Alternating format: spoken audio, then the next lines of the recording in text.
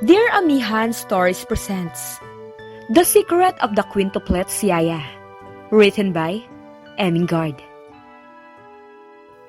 Bang! Bang! Higa ka na, Dad! Patay ka na, nabaril na kita! Sigaw ni Rex sa amang si Riker. I'm busy, anak. Hindi ako pwede makipaglaro sa inyo. Hays! Malakas niyang sigaw nang buhusan siya ni Rhett ng ketchup. Yan, Dad! Patay ka na! Marami ka ng dugo sa katawan, no? Nakangising sabi ni Ryan. I said I'm busy!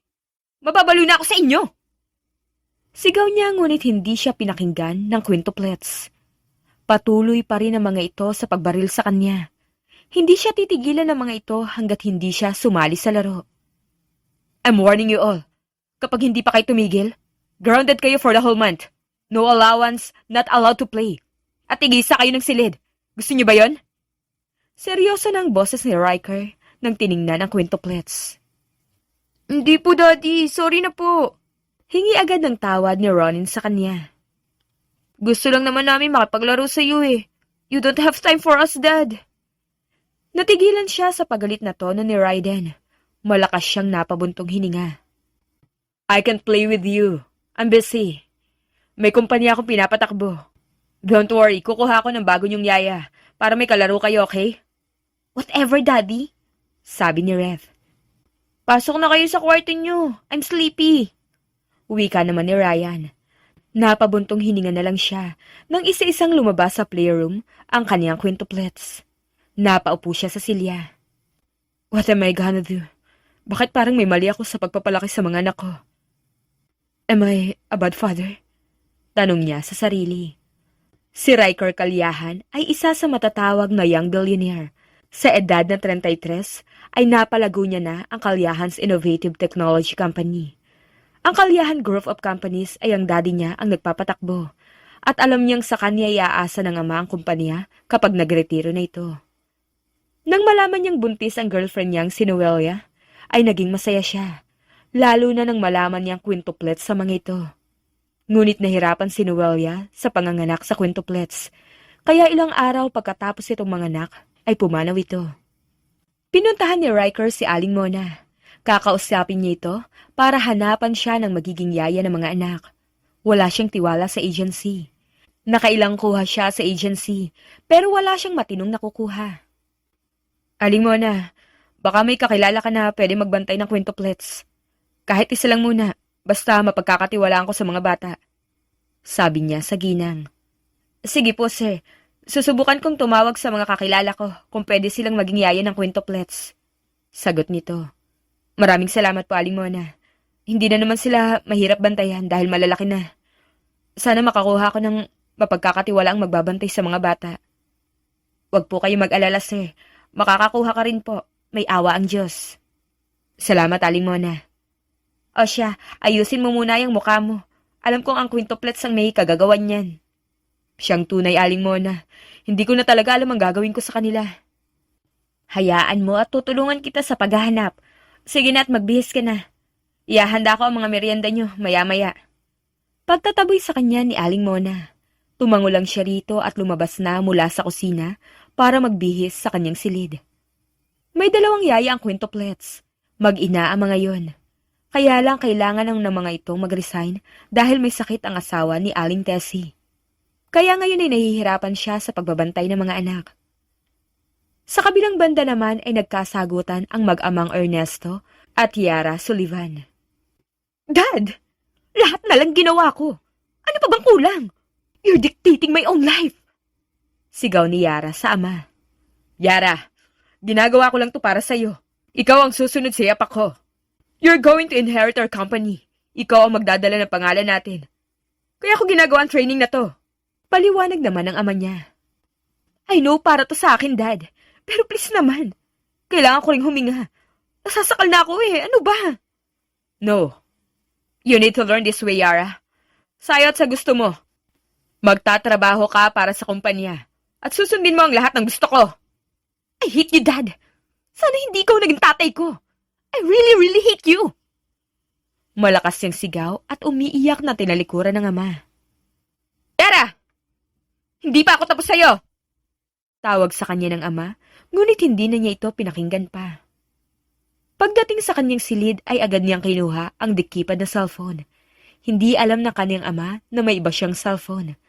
Doon nakasave ang numero ng mga taong makakatulong sa kanya.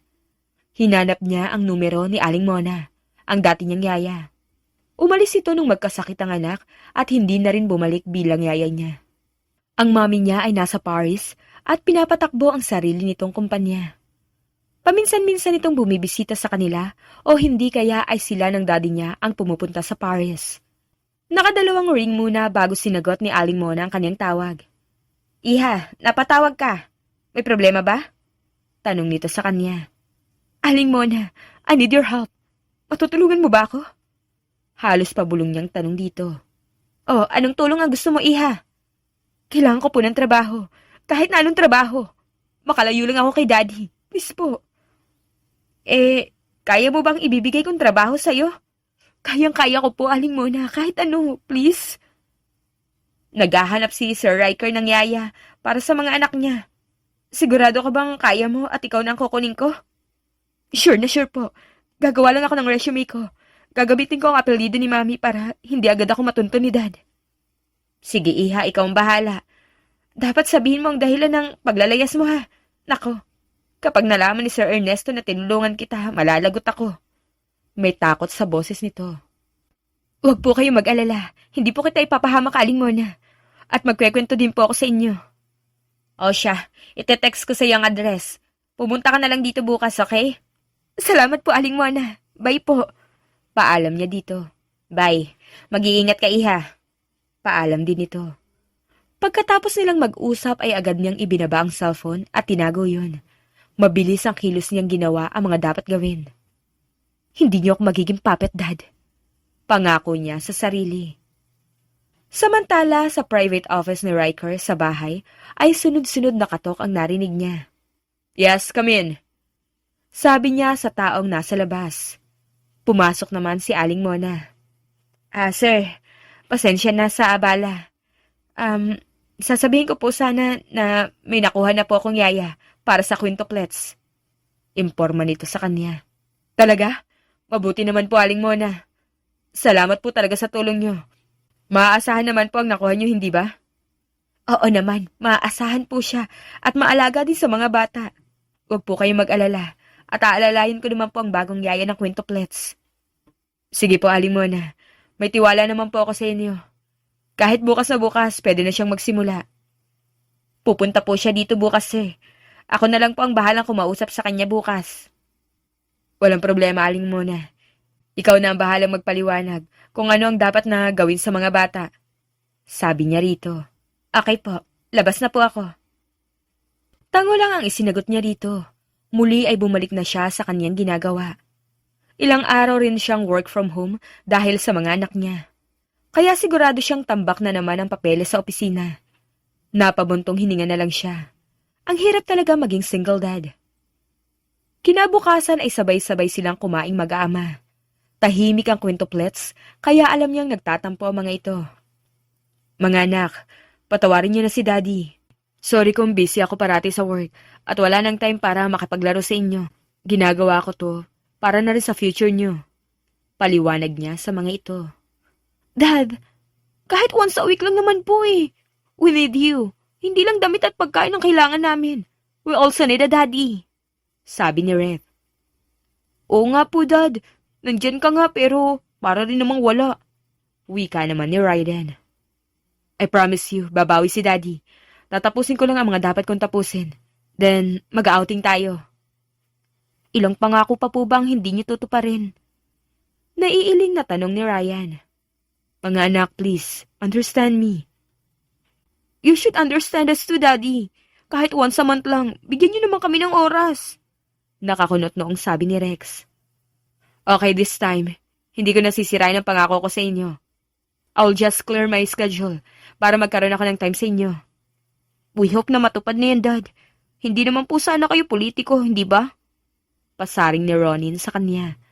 Wala talaga siyang laban sa mga anak. Tama naman kasi ang mga ito. Pagkatapos nilang kumain ay nagpaalam na siya na aalis na papunta sa opisina. Homeschool ang quintuplets. Kahit paano kasi ay mas natututukan niya ang pag-aaral ng mga ito. Samantala ay nagpunta si Yara sa isang mall. Tatakasan niya ang mga bodyguard niya. Isang shoulder bag lang ang dala niya. Nagpalinga-linga siya sa paligid. Nakita niyang nagpunta ng banyo ang isa sa bodyguards. Habang ang isa naman ay may tinitingnang babae, kaya agad siyang tumakbo sa mataang lugar. Kailangan kong makaalis. Bulong niya habang malalaki ang hakbang na naglakad papalayo sa kanyang bodyguards. Iniwan niya ang cellphone sa bahay at tanging cellphone na dikipad lang ang dala niya. Ay, salamat. Sa wakas nakalayo na rin ako sa kanila. Sabi niya. Mabilis siyang sumakay ng taxi nang may tumigil sa harap niya. Manang driver, sa Prince Subdivision nga po, sa Kalyahan Mansion. Sabi niya sa taxi driver. Okay po, ma'am. Nakahinga siya ng maluwag nang umandar ang sasakyan at hindi makita ang mga bodyguards niya. I'm sorry, Dad, but I want to live my own life. Bulong niya. Nagdasal siya na sana ay maging maayos ang landas na pinili niya. Ilang sandali pa ay nasa loob na siya ng pamamahay ng pamilya Kalyahan. Yara, iha! Ang laki-laki mo na at ang ganda-ganda! Bati sa kanya ni Aling Mona nang makita siya. Salamat po, Aling Mona. Namiss po kita. Mahigpit niyang niyakap ang dating yaya. Nako, namiss din naman kita. Masaya ako at nasa maayos kang kalagayan. Halika, ipapakilala kita sa mga batang babantayan mo. Hinila siya nito papasok sa sala. Nagulat siya nang hindi isang bata ang makita, kundi 5. Sila po bang babantayan ko? Gulat niyang tanong. Oo, nako, nakalimutan kong sabihin sa'yo na quintuplets ang babantayan mo. Kaya mo ba silang 5? Huwag ka mag-alala at aalalayan naman kita. Sabi ni Aling Mona. Wala naman pong problema sa akin basta mababait ang mga bata. Tiningnan niya ang quintuplets at nginitian. Hi, ako nga pala si Ate Yara. Ako magiging yaya niyo. Pwede ko ba kayo makilala? Nakangiti niyang pakilala sa mga ito. Hi, Ate Yara. Pwede ka ba naming makalaro? Tanong ng batang lalaki na nasa gitna. Oo naman. Maglalaro tayo hanggat gusto niyo. Sa ngayon, gusto ko muna kayo makilala. Pwede ba yon? Opo. Ako nga po pala si Reth. Ang nakakulay dilaw si Ryan. Ang nakaitim ay si Rex. Si Ronnie naman yung naka-red at si Raiden yung naka-green. And, as you can see, we are identical quintuplets. Nice meeting you all.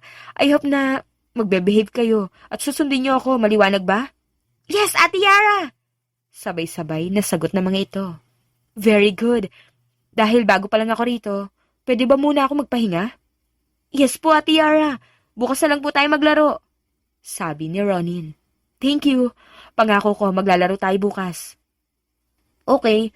Basta tuparin niyo po ang promise niyo. Hindi namin gusto ang taong panay ang pangako tapos hindi naman tinutupad. May lungkot sa boses na sabi ni Rex. Sige, simula ngayon hindi na ako mangangako. Gagawin ko na lang, okay? Yes po, Ate Yara! Sabay-sabay na sagot ng mga ito at nagsitakbuhan na papasok sa isang silid. Sa tingin ko ay makakasundo mo ang mga bata. Mababait naman ang mga batang yan. Kulang lang talaga sa aruga at oras. Sabi ni Aling Mona. Nasaan po pala mga magulang nila? Patay na ang ina ng mga bata pagkatapos silang ipanganak. Si Sir Riker na lang ang naiiwan sa mga bata. Hayaan niyo po at gagawin ko ang lahat para mapasaya sila. Nakangiti niyang sabi sa ginang. Salamat naman kung ganun, iha. Basta wag mong kakalimutan na nandito lang ako kapag may kailangan ka, okay? Sige po, salamat ulit, Aling Mona.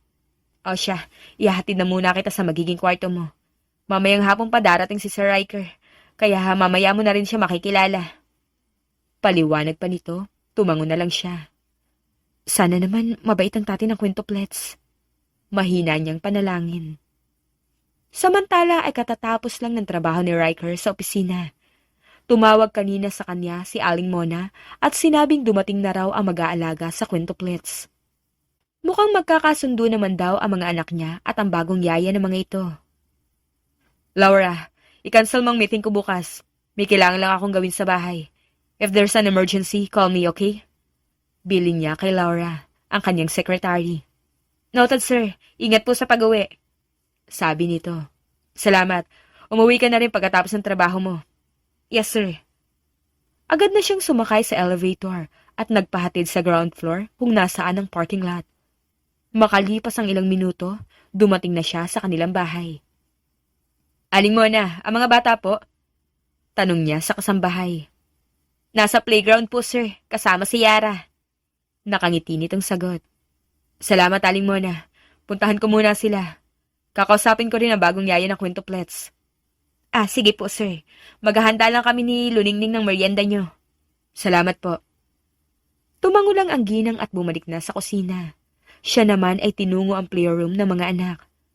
Natigilan siya nang makita ang kasiyahan sa mga mata ng quintuplets habang nakikipaglaro ang mga ito sa bagong yaya.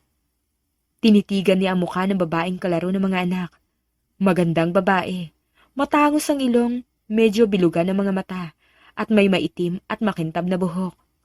Maganda ang kutis nito na halatang alaga. Bigla na lang pumintig ang puso niya nang umiti ito. Malakas siyang tumikhim bago nagsalita. Excuse me, Miss Yara, right? Can I talk to you? Tanong niya rito.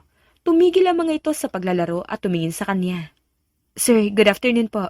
Sige po, walang problema. Nakangiti nitong sagot.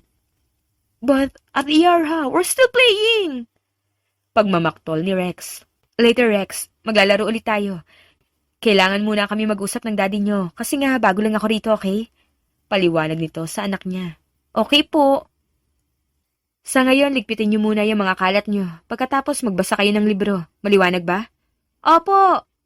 Sabay-sabay na sagot ng quintuplets. Very good. Nakangiti nitong sabi, humakbang na ito papalabas ng playroom. Sa private office tayo. Follow me. Sabi niya rito. Okay. Sumunod nga ito sa kanya at ngayon ay magkaharap na sila. Hi, sir. Ako nga pala si Yara Mendoza, 25 years old. Ang bagong yaya ng quintuplets nyo. Pagpapakilala nito sa sarili. Nice to meet you, Yara. I am Riker Kalyahan, ama ng quintuplets. And by the way, may resume ka ba? Tanong niya rito. Yes, sir. Nasa kwarto ko po. Kunin ko lang. Ibigay mo na lang sa akin mamaya. May ilang katanungan lang ako sa'yo. Ayos lang ba? Wala pong problema, sir. May experience ka ba sa pag-aalaga ng mga bata? Wala pa, pero noon pa man, mahilig na ako sa mga bata. Wala kasi akong kapatid at saka, kapag pumupunta kami sa orphanage, gustong-gusto kong makipaglaro sa mga bata. Bakit ka naman nagpupunta sa orphanage?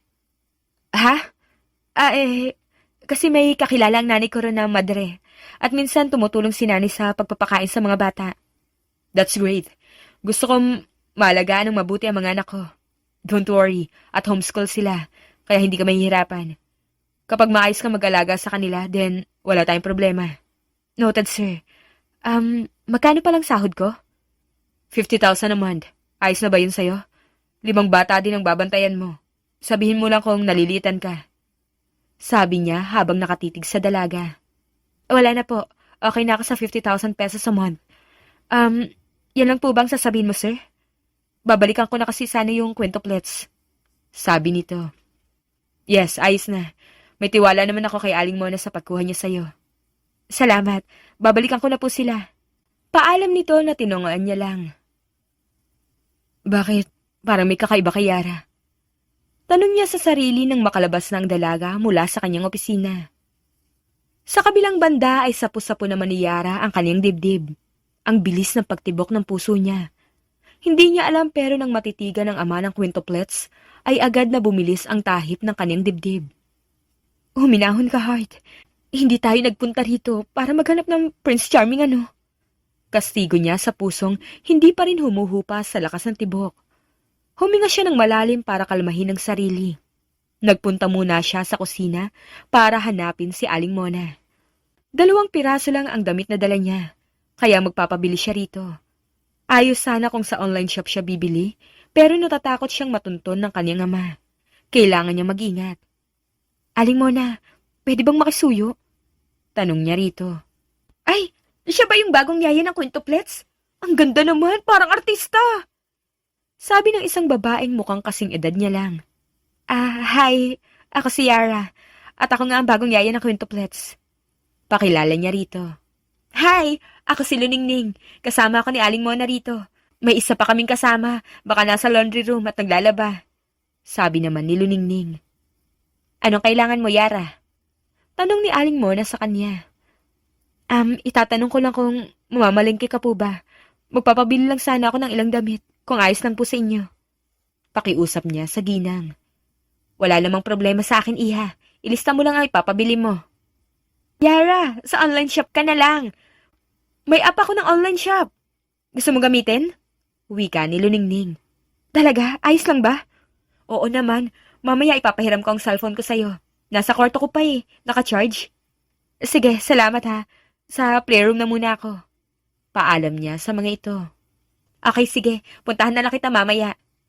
Ani Luningning sa kanya na agad niya namang tinanguan.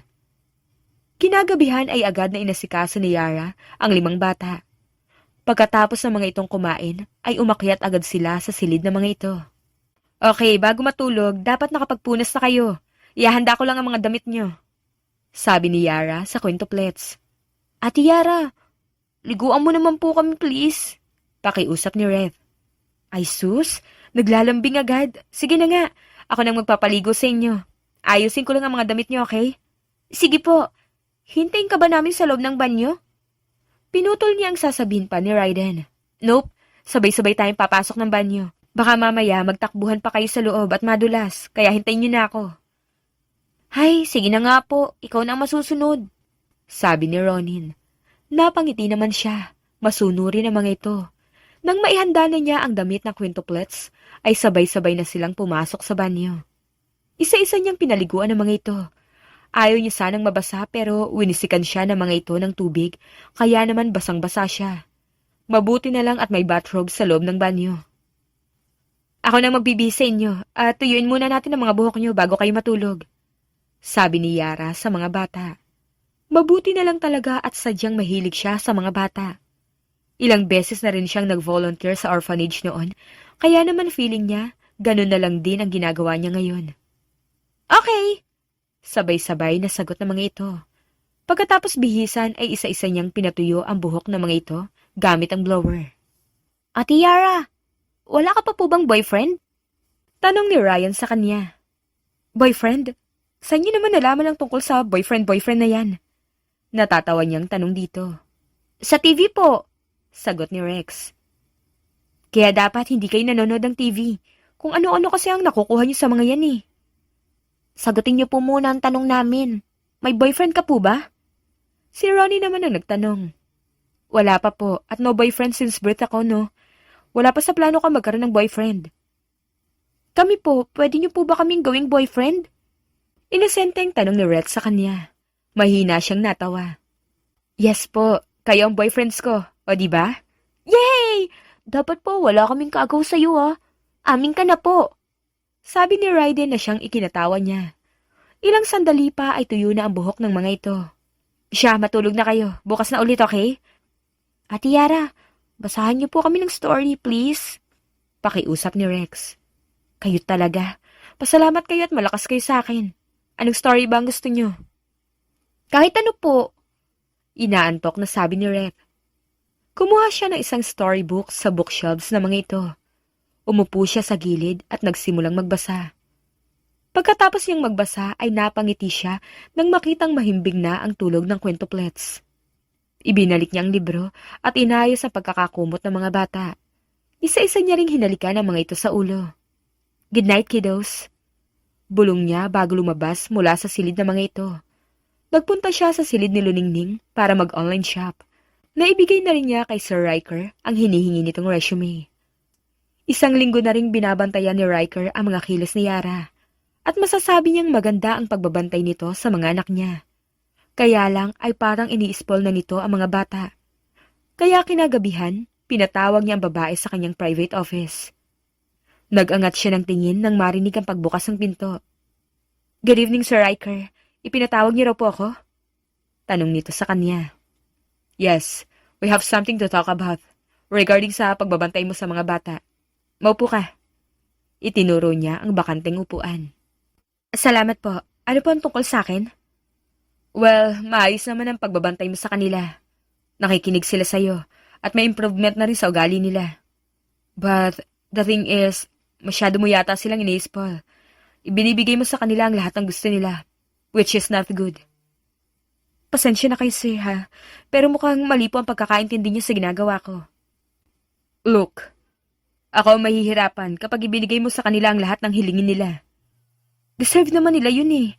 Kaya ako ibinibigay ang gusto ng mga bata kasi deserve nila yun. Na-appreciate ko ang effort nila. Alam kong ikaw ang ama ng quintuplets, pero hindi mo kilala ang sarili mong anak. Ano bang basihan mo para sabihing ini-spoil ko sila? Dahil ba nakikita mo sa CCTV ang mga ginagawa namin? Hindi mo nga naririnig ang usapan namin ng mga anak mo. Ilang araw pa lang ako rito pero sa ating dalawa, mas masasabi kong mas kilala ko na ang quintuplets. Matapang nitong sabi sa kanya. Ipinamumukha mo ba sa akin na pabaya ko, ama? Hindi ako nagsabi niyan, kundi ikaw mismo. Nanggaling sa bibig mo na pabaya kang ama. Wala kang karapatang sabihin niyan sa akin. Yaya ka lang ng mga anak ko. Alam ko, pero bago mo sana ako husgahan, dapat alamin mo kung totoo nga yung mga binibintang mo sa akin. Sabi ni Yara, sabay tayo at labas ng kanyang silid. Natatakot siya sa pwedeng mangyari. Nakikita niyang mahal na ng mga anak niyang dalaga. Ikaw, may pagtingin ka na rin ba sa kanya? Tanong ng kanyang utak na agad din naman niyang iwinaksi. Sa loob ng 2 buwang pagiging yaya ni Yara, ay palagi na lang siyang binabantayan ni Riker.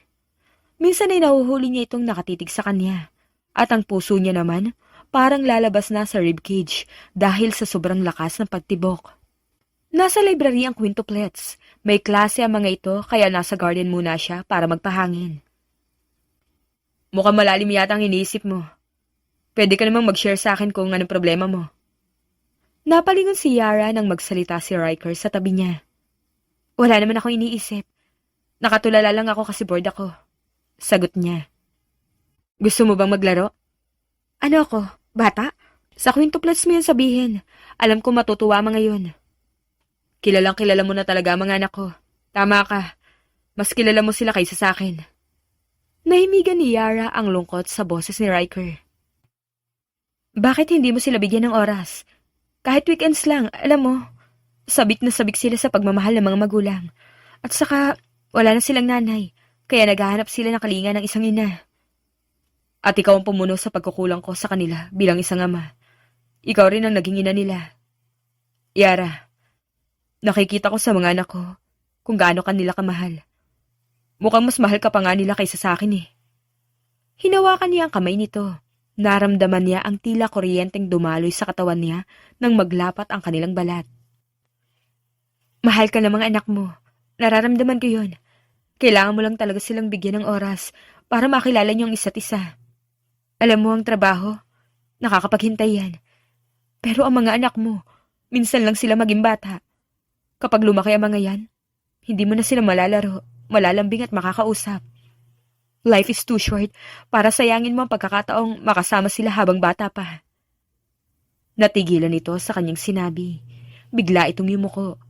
Hinayaan niya lang ito at marahang hinagod ang likuran ni Riker nang magsimula itong umiyak.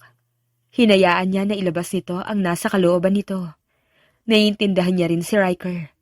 Hindi madali ang maging ina at ama sa 5 anak. Ilang sandali pa ay kumalma na rin ito. Tama ka. Habang bata pa sila, dapat kong ipakita kung gaano ko sila kamahal. Salamat, Yara. Dahil sa mga sinabi mo, natauhan ako. Nakangiti na sabi nito sa kanya. Wala yun. Masaya ako at nakatulong ako sa mga bata. Mahal ko na rin sila na parang tunay kong anak. Kaya ikaw, ipakita mo sa kanila kung gaano mo sila kamahal. I will. Again, thank you. Nagulat siya nang yakapin siya nito. Kalaunan ay napangiti na lang siya. Sana ma-realize rin ng kanyang ama na anak siya nito at hindi isang puppet. Kinahapunan ay ngiti-ngiti si Riker habang bitbit ang mga pagkain dala niya. Sinabi ni Yara sa kanya kung ano ang mga paboritong pagkain ng quintuplets. Agad niya naman yung binili. Aling Mona, ang mga bata po? Tanong niya sa ginang. Nasa playroom po, kasama si Yara. Sagot nito. Salamat po. Pakihanda naman po ako nitong mga pagkain dala ko. Sige po, sir. Aling Mona, pakidala po yan sa playroom. Puntahan ko po muna sila. Okay po, sir. Naglakad na siya papunta sa playroom. Hinubad niya ang coat at binitbit na lang yun. Dahan-dahan niyang binuksan ang playroom. Napangiti siya nang makita ang nakabusangot na mukha ni Yara. Ayoko nga maging bride. Wala naman akong groom eh. Sabi ni Yara habang nakapikit ang mga mata. Ayos lang naman kahit wala kang groom, Ate Yara. Kung gusto mo, ako na lang ang groom mo. Sabi ni Red. Ang baby mo pa para maging groom ko. Ani Yara. Tuluyan na siyang pumasok sa loob ng playroom. How about, ako na lang ang maging groom mo? Payag ka ba? Nakangiti na tanong niya sa dalaga. Agad namang lumingon ang lahat sa kanya. Daddy! Sigaw ng mga anak niya, hinila agad siya ni Ryan papalapit kay Yara. Yes, Daddy! You can be Ate Yara's groom. Ayos lang naman po, hindi ba? Nakangiti na tanong ni Rhett kay Yara. Napanguso ito at napatingin sa kanya. Pwede ba akong humindi? Tanong nito. Nope, hindi ka pwedeng humindi. Ito ang laro natin for today, hindi ba? Ang magkasal-kasalan? Sabi ni Raiden. Wala na akong sinabi. Suko nito. Daddy, mag-ayos ka po muna, bilis! Sigaw naman ni Ronin. Mabilis siyang nag-ayos. Ngayon nga ay nasa harapan na sila ng maliit na mesa. Magkaharap sila ni Yara habang nakaupo. Ako ang pari, okay? Wait, ano nga ba sasabihin ko? Nag-isip muna si Rex bago ngumiti sa kanila. You may kiss the bride. Am I right, brothers? Tanong nito sa mga kapatid. Sunod-sunod naman siyang napaubo dahil sa sinabi ni Rex. Hey, saan niyo naman nakuha ang script na yan? Bad yan. Saway ng babae sa mga ito. Sa TV nga po, Ate Yara. Sige na po, Daddy. You may kiss the bride na po. Sigaw ni Rex. Mga anak, bawal kami mag-kiss. Kasi di kami mag-asawa. Daddy, kasal na nga po kayo. Kiss na po kayo. Fine. Pero bawal kayong tumingin. But why, Daddy? Tanong ni Ronin. Because it's an adult stuff. Okay, brothers. Let's do this, okay?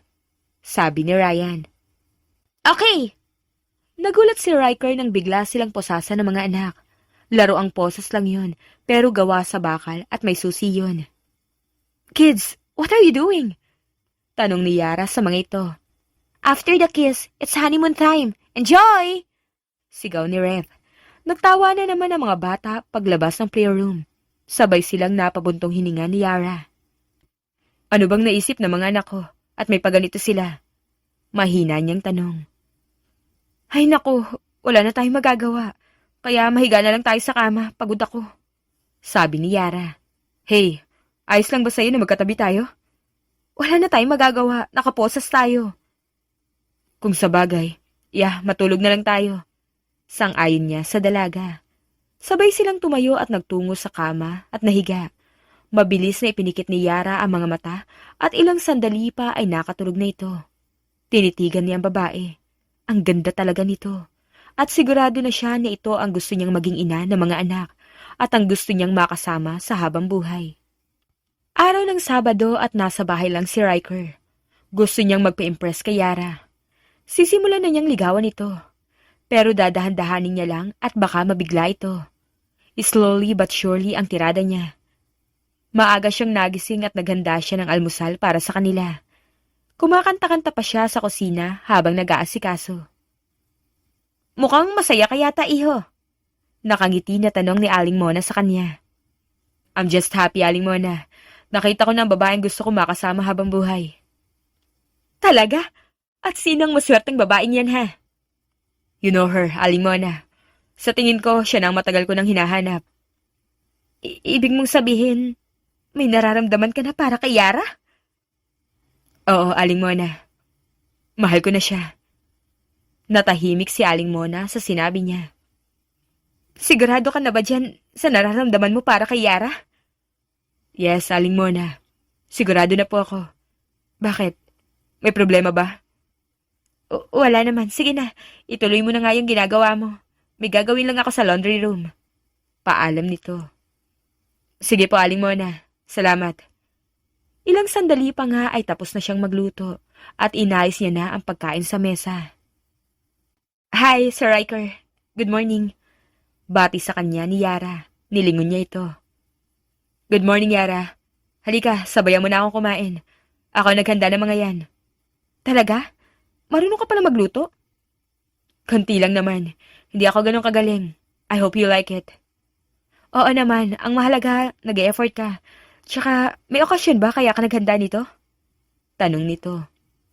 Pinaghila niya ito ng upuan at pinaupo. Walang okasyon. Gusto ko lang na ipagluto ka. I want to say thank you sa lahat ng ginagawa mo para sa quintuplets. Sabi niya dito.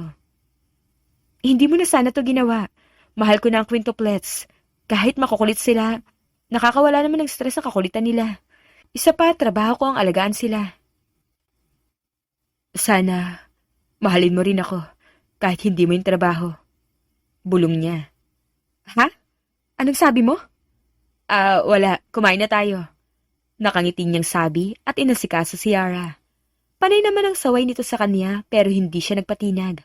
Gusto niya itong pagsilbihan, katulad ng pagsisilbi nito sa mga anak niya. 2 linggo nang napapansin ni Yara ang pagiging extra sweet sa kanya ni Riker. Inaamin niya kinikilig naman siya sa mga ginagawa nito pero natatakot siya dahil mas nahuhulog na ang loob niya rito. God, baka kapag nalaman niyang nagsinungaling ako about sa resume ko, about sa pagkatao ko, baka kamuhian niya ako. Bulong niya sa sarili. Ate Yara, may problema ka po ba?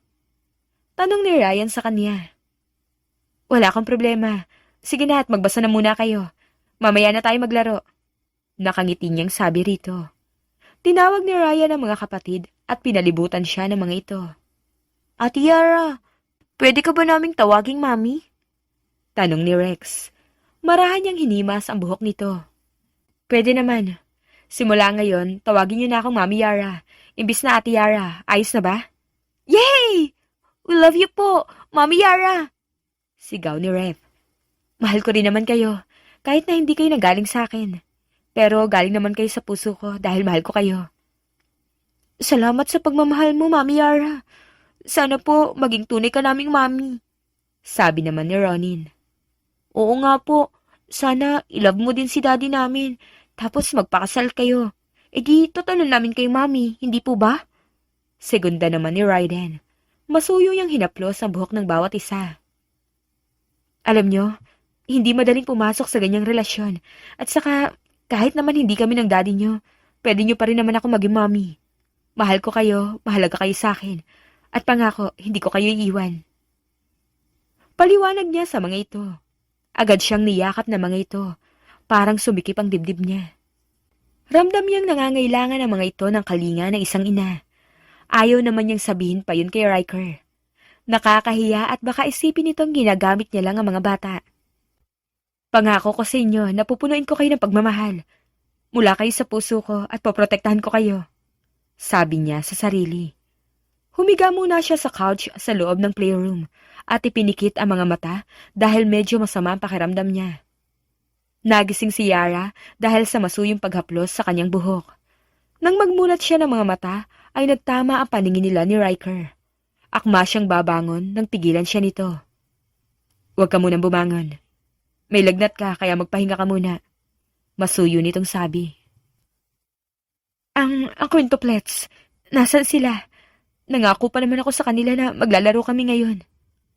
Nandun sila sa garden kasama ng mga magulang ko. At alam mo bang ipinagmamalaki ng quintuplets kung gaano kaganda at kabait ang kanilang Mami Yara? May panunokso nitong tanong sa kanya. Nag-iwas siya ng tingin dito at napakagatlabi.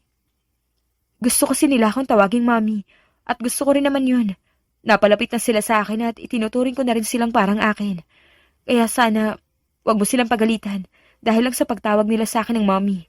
Hindi ko naman balak na palitan ng tunay na Mami nila eh. Paliwanag niya rito. Hindi naman ako galit. Masaya pa nga ako dahil may matatawag na silang Mami. At alam ko rin na mahal nila ang nanay na nagluwal sa kanila. Magiging masaya si Noelia na may magmamahal at mag-aalaga sa mga anak namin kahit wala na siya. Salamat at pumayag ka. Akala ko magagalit ka eh. Bakit naman ako magagalit? Sa ngayon, dapat ka muna magpahinga dahil may lagnat ka. Ililipat kita sa silid mo. Akma siyang bubuhati nito nang pigilan niya. Kaya ko namang maglakad. No, bubuhati na kita. Huwag ka nang umangal pa, okay?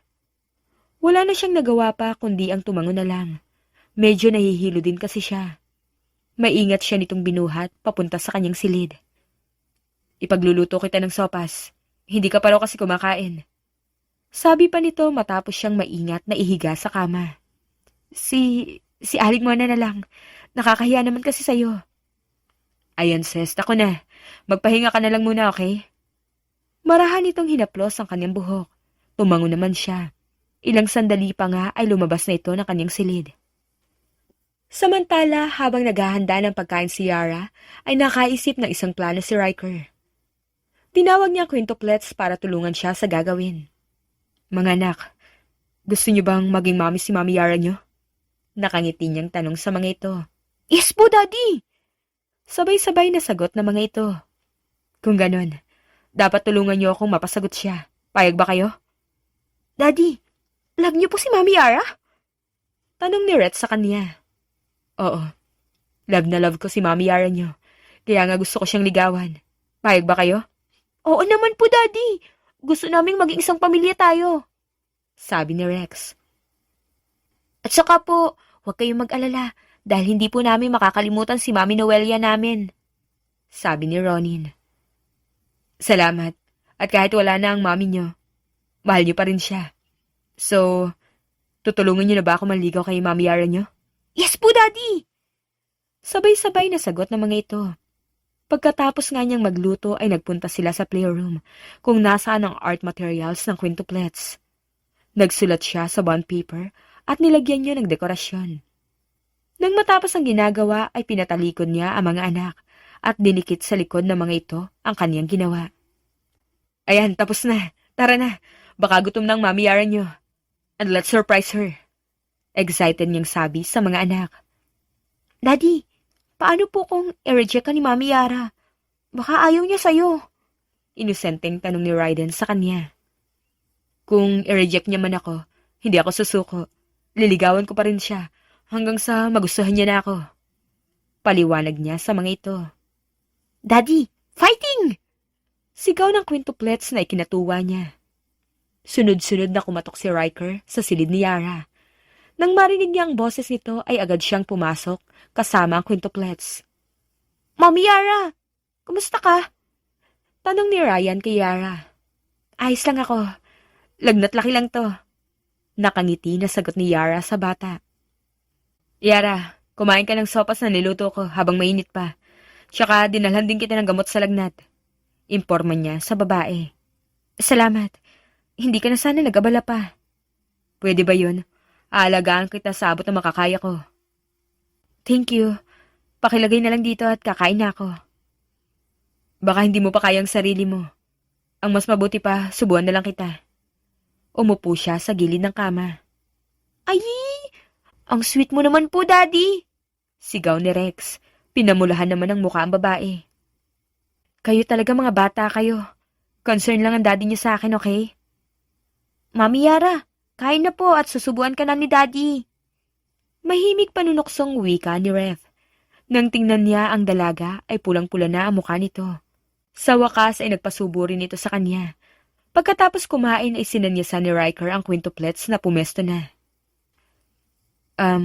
Yara, may pagtatapat sana ako sa iyo eh. Simula niya. Oh, ano yun? Nagtataka nitong tanong. Gusto kita. Mahal na nga kita eh. Kaya may tatanong ako sa'yo. Anong tanong ba yan? Kids, talikod na kayo. Utos niya sa mga anak. Tumalikod na nga ang mga ito. Nakita niya ang panlalaki ng mga mata ni Yara nang mabasa ang nakasulat sa likuran ng quintuplets. Ang nakasulat kasi sa likod ng bawat isa sa quintuplets ay ganito. Can I court you, Yara? So, Yara, can I court you? Seryoso niyang tanong dito. Sir, huwag niyo po akong ligawan ng dahil lang sa mga bata. Wika nito sa kanya. Tiningnan niya ang mga anak at nginitian. Kids, pwede bang doon na muna kayo sa silid niyo? Mag-usap lang kami ng Mami Yara niyo. Utos niya sa mga ito. Tumingin muna ang mga ito sa isa't isa bago tumango. Mami Yara, hindi ka po namin minamadali. Makahulugang sabi ni Red. Sumang-ayon dito ang ibang kapatid. Ilang sandali pa ay silang dalawa na lang ni Yara sa loob ng silid nito. Marahan niyang hinawakan ang kamay nito. Hindi ko to ginagawa para sa mga anak ko. Talagang mahal kita. Yun ang nararamdaman ko para sa'yo. Kaya nga gusto kitang ligawan. Sana naman paniwalaan mo ko. Masuyo niyang sabi rito. Talaga bang mahal mo ko? At saka wala bang kinalaman ang quintuplet sa desisyon mo? Hindi sila ang mabigat na dahilan kung bakit kita gustong ligawan. Pero isa sila sa naging lakas ko para ligawan kita. At bakit? Dahil alam kong mahal na mahal ka ng mga anak ko. At ganon din sila sa'yo. Mahal ko rin naman sila. Para ko na rin silang tunay na anak. So, pwede na ba kitang ligawan? Pwede ko bang pag-isipan muna? Nakangiti niyang tanong. No.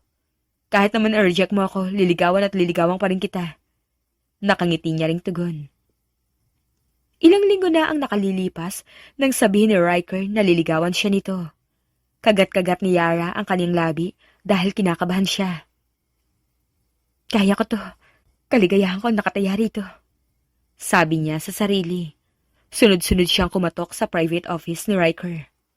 Come in. Malakas na sagot ng lalaki mula sa loob. Pumasok siya sa opisina at umupo kaharap nito. Tumikhim muna siya bago nagsalita. May sasabihin sana ako sa'yo. Nahihiya niyang sabi rito. What is it? Bakit parang kinakabahan ka yata? Ha? Hindi naman, kaya lang nahihiya kasi ako. Bakit ka naman nahihiya? Kasi gusto ko sanang sabihin sa'yo na okay na sa'kin ligawan mo ako. Nag-iwas siya ng tingin nang pagkatitigan siya ni Riker. Totoo ba yung sinasabi mo? Hindi mo na yan pwedeng bawiin, okay? Masaya nitong sabi sa kanya. I promise, hindi ko na babawiin ang sinabi ko. Gusto kong ligawan mo ako. Nagulat siya nang hawakan nito ang kanyang kamay. Hindi ka magsisisi sa naging desisyon mo. Mamahalin kita ng higit pa sa sarili ko. Aalagaan kita, kayo ng mga anak natin. Anak natin? Oo, anak natin ang quintuplets. Ikaw ang kanilang pangalawang ina. Alam kong masaya si Noelia para sa atin. She will guide us always. Salamat sa pagtanggap niyo sa akin. Kaya lang, may dapat kang malaman tungkol sa akin. Ano yun? Tanong nito. Biglang naumid ang dila niya. Wala pa nga silang relasyon na dalawa. Baka kapag sinabi niya na nagsinungaling siya tungkol sa pagkatao niya ay mawala bigla ang tiwala nito sa kanya. Umiling siya. Wala. Alis na ako. Yun lang gusto kong sabihin sa'yo. Sabi niya at mabilis na lumabas. Kinabukasan nga ay nagsimula na siyang ligawan ni Riker. Palagi siya nitong inaasikaso. Kumain ka pa, Yara. Kailangan mo ng lakas, lalo na't makukulit ang quintuplets. Sabi ni Riker sa kanya habang nilalagyan ng pagkain ang kanyang plato. Marami na yan, Sir Riker. Hindi ko na mauubos yan. Saway niya rito. What did you just call me? Sir Riker, masama ba? Amo ko kayo. Kids, takpan niyo ang tenga niyo. Mabilis naman itong sinunod ng mga bata. Oh, bakit mo pinatatakpan ang tenga ng mga bata? If you call me sir again, I will kiss you. Naintindihan mo ba? Seryoso nitong sabi sa kanya. Pinanlakihan niya ito ng mga mata. Kapag ginawa mo yun, bastard ka kagad sa akin. Well, let's see. Riker? Ganyan nga, tawagin mo lang ako sa pangalan ko. Nakangiti nitong sabi. Naiiling na lang siya sa sinabi nito. Malang-mala nga rito ang quintuplets. Napakakulit din ni Riker. Kaya imbis na patulan nito ay nanahimik na lang siya. Isang buwan nang matyagang naghihintay si Riker na sagutin siya ni Yara. Katatapos lang ng huling meeting niya sa araw na yon. Masaya siya dahil may na-close deal na naman siya. Mr. Sullivan's company is expanding at nagpapasalamat siya dahil nakuha niya ang tiwala nito. Dahil masaya siya, ay agad siyang nagpabook ng restaurant. Aayain niyang mag-dinner si Yara. Sa ilang buwang nasa poder niya ang babae, ay hindi niya ito nakitang lumabas man lang ng bahay. Pag-uwi niya sa bahay ay agad niyang nakita si Yara sa garden. Hi, Miss Beautiful. How's your day? Nakangiti niyang tanong rito. Ayos lang naman ako. May iniisip lang. May lungkot na sagot nito sa kanya. Mukhang malungkot ka. Gusto mo bang kumain tayo sa labas? Nagpa-reserve ako ng table for two. Sama ka? Restaurant? Huwag na lang. Dito na lang tayo kumain sa bahay. Mas maganda rito at sama-sama tayo. Ayaw mo bang magkasarilinan tayo? O baka naman natatakot kang dalawa lang tayo magkasama? Hindi ako natatakot. Kaya lang, mas gusto kong dito lang sa loob ng bahay at hindi lumabas. If that's what you want, dito na lang tayo sa bahay mag-dinner para kasama natin ang quintuplets. Pasensya ka na. Hindi kita mapaunlakan sa gusto mo. Anito. Ayos lang naman. Ang mga bata pala. Imbis ay tanong niya. Nasa playroom. Nakatulog dahil pagod sila sa paglalaro. Mukhang napagod ka. After natin kumain, imamassage kita. Magaling ako masahista. Nakakahiya naman sa'yo at saka ayos lang ako. Konting pahinga lang to. Balik na naman sa dati ang lakas ko. Sabi ni Yara sa kanya. Health is wealth, Yara. Kaya please lang, huwag mo masyadong pagwari ng sarili mo. Noted, sir. Ngumisi siya at humakbang papalapit dito. What did he say? Ha? Wala, Riker. Hindi na nito natapos pa ang sasabihin dahil agad niyang sinunggaban ang labi nito. Mariin siyang napapikit nang maramdaman ang lambot ng labi ni Yara. Agad din naman niya itong binitiwan. Hindi ba ang sabi ko sa'yo na kapag tinawag mo pa akong sir, halikan kita? Sabi niya rito. Nakakainis ka talaga. Sanay lang naman akong tawaging sir ka. At saka, amo naman talaga kita. No, you're my boss now, sweetheart. Sweetheart? Hoy, hindi pa tayo, no? Pinapractice ko lang ang sarili kong tawagin kang sweetheart, Yara. Ewan ko sa'yo, diyan ka na nga. Natatawa siya habang sinusundan ng tingin ang papalayong dalaga. Sir Riker, pwede ba kitang makausap? Napalingon siya kay Aling Mona nang magsalita ito. Ano yun, Aling Mona? May problema po ba? Kunot noong tanong niya rito. Pwede bang sa opisina niyo tayo mag-usap? Sure. Mukhang importante ang sasabihin niyo sa akin eh. Tama po kayo. Importante nga ang sasabihin ko. Ilang sandali pa nga ay nasa loob na sila ng kanyang private office. Sir, talaga bang mahal mo si Yara? Tanong ni Aling Mona sa kanya. Oo naman, mahal ko siya at handa akong pakasalan siya. Malakas na bumuntong hininga ang ginang. Ayaw ko man tong sabihin ay kailangan. Ayaw ko lang na masaktan si Yara. Mahal ko ang alaga kong yun. Alaga? Anong ibig mong sabihin? Naguguluhan niyang tanong dito. Tama ka, dati kong alaga si Yara. Tinulungan ko siyang makapasok bilang yaya na quintuplets dahil sa kagustuhan niyang takasan ang buhay niya bilang isang heredera. Mahigpit ang ama ni Yara, kaya nang humingi siya ng tulong sa akin, agad ko naman siyang pinagbigyan. Tungkol naman sa ipinasa niyang dokumento sa iyo, peke ang mga yun. Ginamit niya lang ang apelyido ng ina para walang magsuspetsya sa kanya. At kaya hindi siya lumalabas ng bahay dahil natatakot siyang matuntun ng kanyang ama. Bakit niyo po ito sinasabi sa akin? Ayaw ko sanang sabihin to sa'yo. Dapat si Yara ang magtapat ito sa'yo, pero kilala ko ang alaga ko. Matatakot yung malaman mo na nagsisinungaling siya sa'yo tungkol sa pagkatao niya. Kaya ako nang nagsabi sa'yo ng mga dapat mong malaman. At ikaw nang magdedesisyon kung ipagpapatuloy mo ba ang panliligaw sa kanya o mawawalan ka ng tiwala sa kanya dahil sa mga sinabi ko. Tumayo na si Aling Mona at tinalikuran siya. Salamat sa mga sinabi mo, Aling Mona.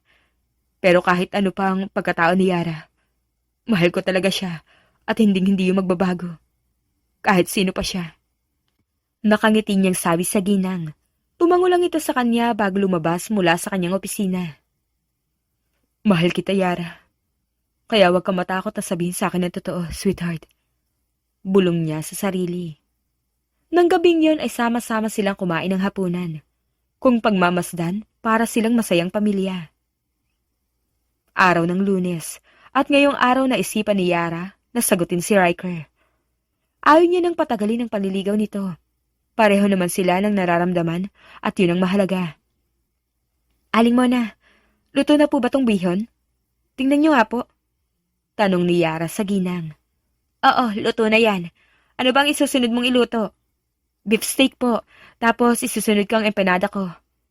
Tsaka kayo na po ang bahala sa ibang pagkain. Ayos lang po ba? Oo naman.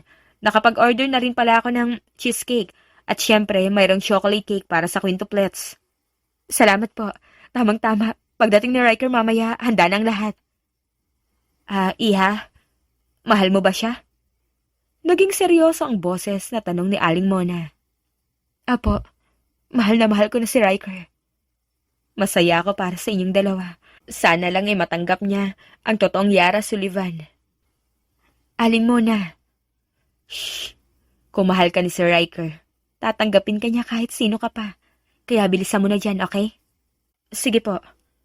Ilang sandali pa ay naayos na ni Yara ang mesa sa garden. Napili niya ang lugar dahil maganda ang ambience roon. May maliit na fountain at malapit din sa gazebo. Talagang nagpaganda siya ng gabing yun. Nang marinig ang tunog ng sasakyan ni Riker, ay agad siyang nagpunta sa gate para salubungin ito. Hi Riker, kamusta ang araw mo? Nakangiti niyang tanong.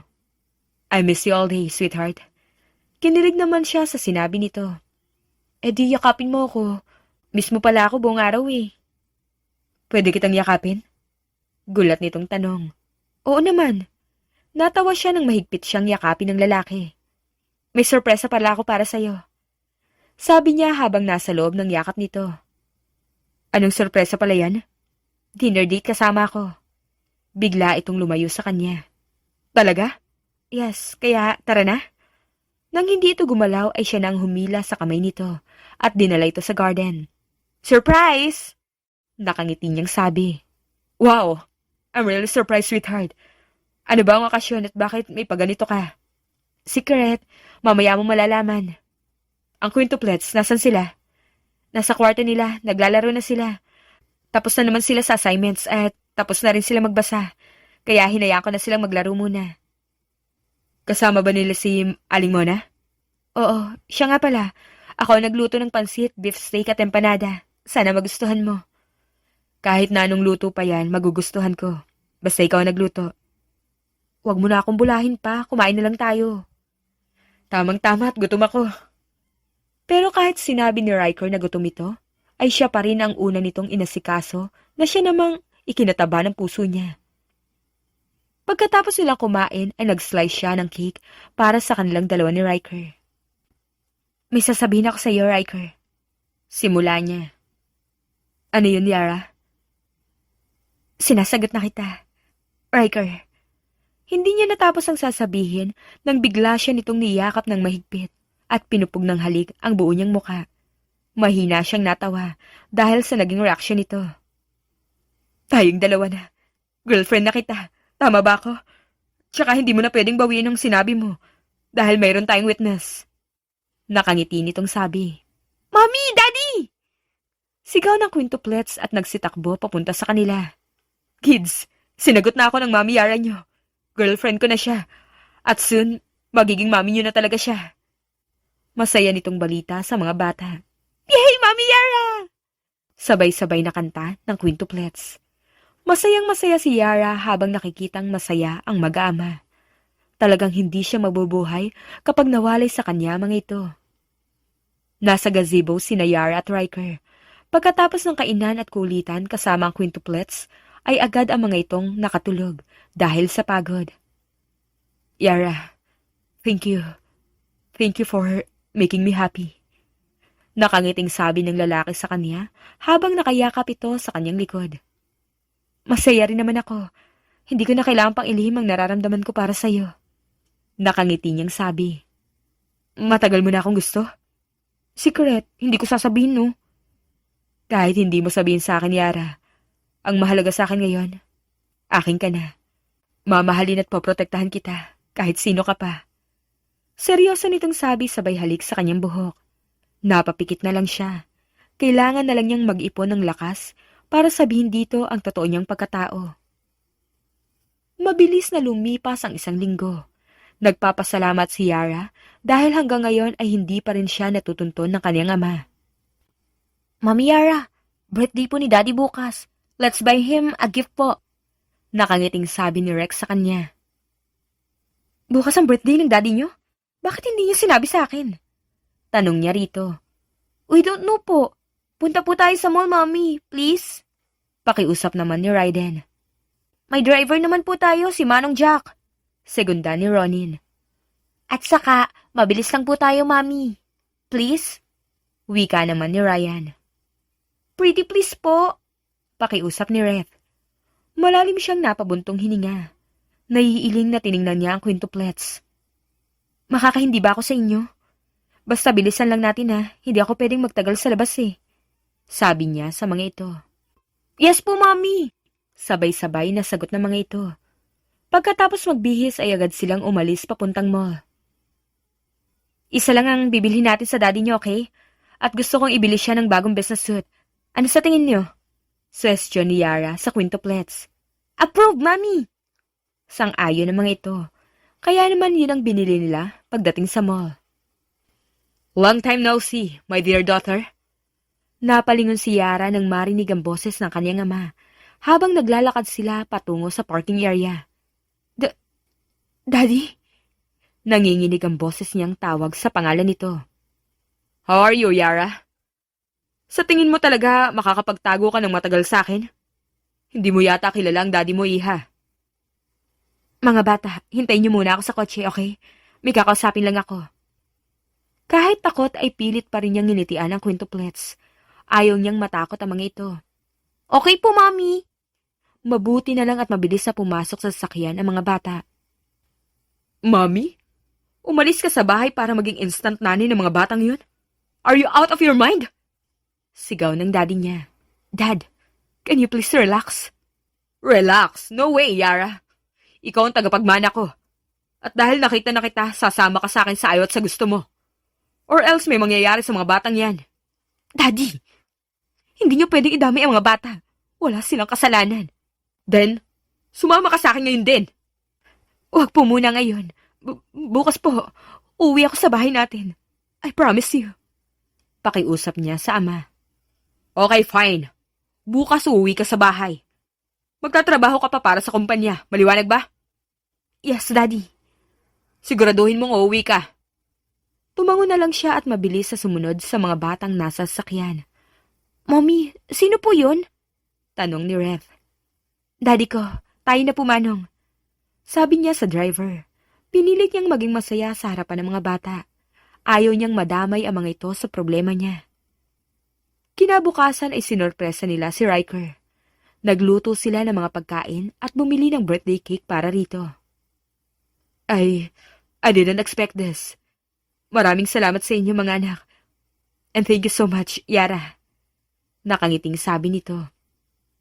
Here's our gift for you.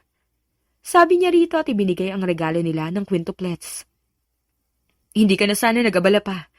Presensya niyo lang isapat na sa akin. Happy birthday, Daddy! Bati naman ang quintuplets kay Riker. Thank you, kiddos. Isa-isa nitong hinalikan ng mga bata. Nang umagang yon ay naging masaya sila. Kinahapunan ay nakatulog ang quintuplets at si Riker. Kinuha niya ang pagkakataon na yon para umalis. Mahal na mahal ko kayo. Thank you dahil pinasaya niyo ako. Riker, I love you so much. I'm sorry at kailangan ko umalis. This is for your own good too. Mahina niyang bulong bago lumabas mula sa silid.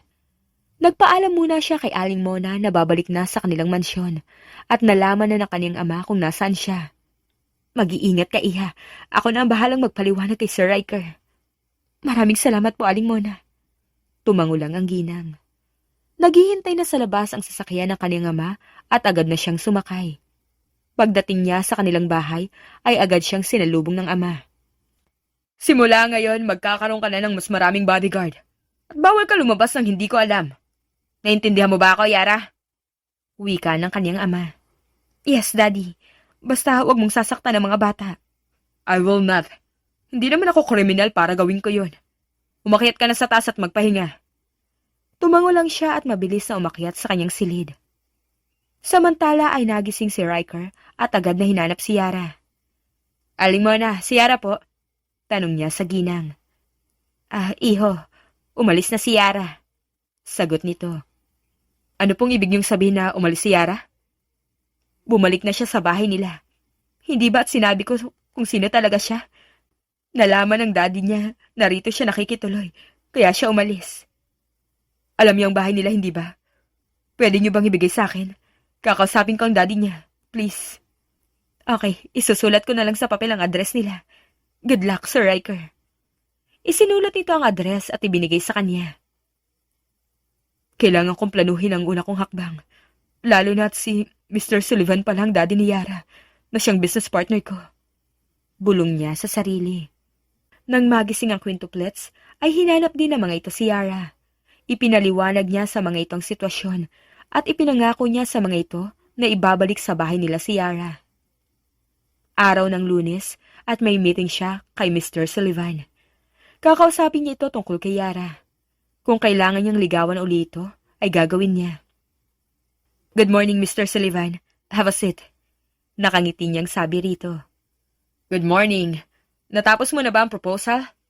Tanong nito. Yes, Mr. Sullivan. At gusto ko lang malaman mo na mahal ko ang anak niyo. Gusto ko siyang ligawan. Alam kong may relasyon ka sa anak ko, Mr. Kalyahan.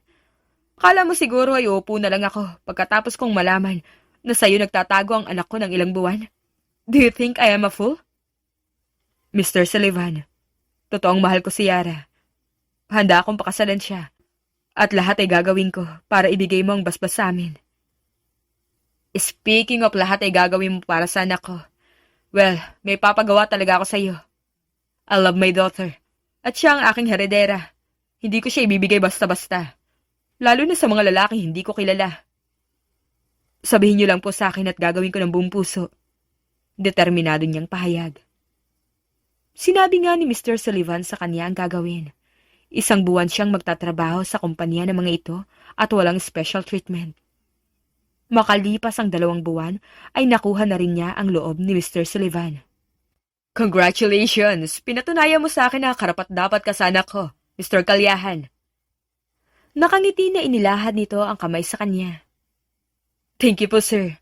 Hindi kita bibiguin. I will love your daughter and I will make her my queen. Pangako niya rito. Pwede ko na ba siyang makita? Yes, of course. Babalik na siya rito galing sa Paris bukas. Make her happy. Yun lang ang hiling ko. I will, Mr. Sullivan. Nakangiti niyang sabi rito. Kinabukasan, kakabalik lang ni Yara galing Paris. Doon siya itinapon ng ama. At ito rin mismo ang nagpabalik sa kanya sa Pilipinas. Nagulat siya nang may tumakip sa kanyang mga mata. Biglang bumilis ang pagtibok ng puso niya nang maamoy ang pabango ni Riker. Riker? Nauutal na tanong niya. Yes, ako nga. Akala ko nakalimutan mo na ako eh. Sabi nito saka pumesto sa harap niya. Paano ka nakapasok dito? Bakit ka narito? I'm here because I love you so much. The quintuplets miss you too. And I'm here to propose to you, sweetheart. Pero paano ka nakapasok? I mean, mahigpit ang security namin dito. How come na nakapasok ka? Duman lang ako sa gate at sinabi ko ang pangalan ko. Then, pinapasok nila ako. Nakasalubong ko rin ang daddy mo. Good luck lang ang sabi niya sa akin. Nakangiti nitong wika. Mas lalo lang tuloy siyang naguluhan. Biglang lumuhod si Riker sa harapan niya at inilabas ang isang pulang kahita. Yara Sullivan, will you marry me and be the mother of quintuplets and our future children? Biglang lumabo ang mga mata niya habang sunod-sunod na tumango. Oo naman. I love you, Riker. At mahal na mahal ko rin ang quintuplets. Miss na miss ko kayo. Isinuot nito ang singsing sa daliri niya at niyakap siya ng mahigpit. Miss ka rin namin. Nagkausap na kami ng daddy mo. Bago ka pa niya ipadala sa Paris. We have a deal. At pumasa ako sa pagsubok na ibinigay niya. Akala mo ba, hahayaan na lang kitang mawala sa amin ng quintuplets? Talaga? Ginawa mo yung para sa akin? Oo naman. Ganon kita kamahal. Nakangiti nitong sabi. Ilang sandali pa ay naglapat na ang labi nilang dalawa.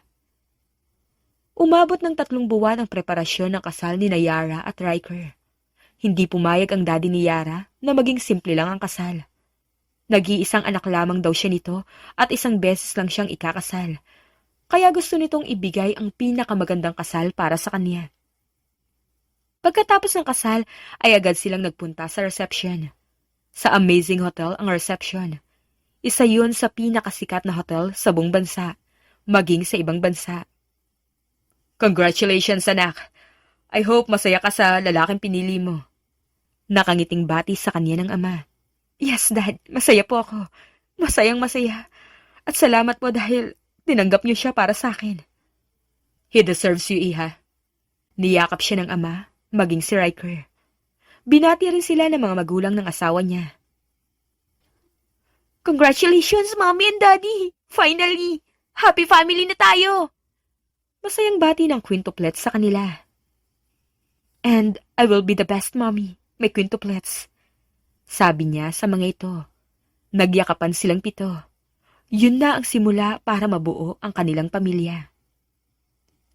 Makalipas ang 6 na taon. Mommy!